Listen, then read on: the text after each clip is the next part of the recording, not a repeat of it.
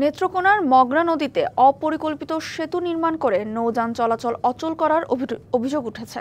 জেলার 3 পাশ দিয়ে বয়ে চলা এই নদীতে শহরে প্রবেশের 6টি সেতু নিচু হওয়ায় বন্ধ হয়ে গেছে নৌ চলাচল, আটকে যাচ্ছে পানির প্রবাহ।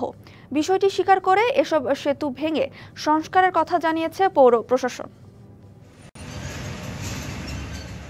নেত্রকোনা শহর থেকে নাগড়া, মুক্তারপাড়া, কাটুলি যাওয়ার সেতু নিচে দিয়ে কচুরিপানা আর পানির প্রবাহে ঘটছে বিঘ্ন। সেতুগুলো নিচু হওয়ায় করতে পারছে না নৌ চলাচলও। সেতু নির্মাণে অনিয়ম এবং নদীটি আবর্জনার ভাগাড়ে পরিণত হওয়ায় ক্ষুব্ধ এলাকাবাসী। একদম নিচু করে অপরিকল্পিতভাবে ব্রিজ নির্মাণ করার কারণে কিন্তু এই নদীটি মরে গেছে। যে যার মতো পারতেছে, নদীর মধ্যে এমন কোনো বর্জ্য নাই যেটা ফেলানো হয় না। আগে নৌকা পথে মালামাল কম করেছে আমরা নিতে পারতাম, এখন এগুলিও পারতেছি না।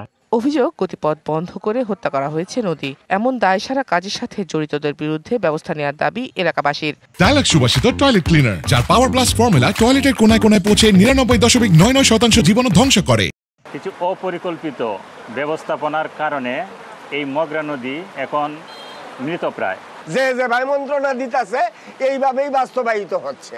আমাদের দেশের অবস্থাটা আর উন্নত হবে কোত্থেকে? যারা সেই অর্থ অপচয় করেছে, অর্থ অপচয়ের সাথে জড়িত ছিল, তাদের প্রত্যেককে বিচারের আওতায় আনা এবং তাদের কাছ থেকে এই যে অর্থ অপচয় সেটি উদ্ধার করা। সেতু নির্মাণে ত্রুটির কথা স্বীকার করে বিষয়টি ঊর্ধ্বতন কর্তৃপক্ষকে অবহিত করার কথা জানালেন পৌরসভার নির্বাহী প্রকৌশলী।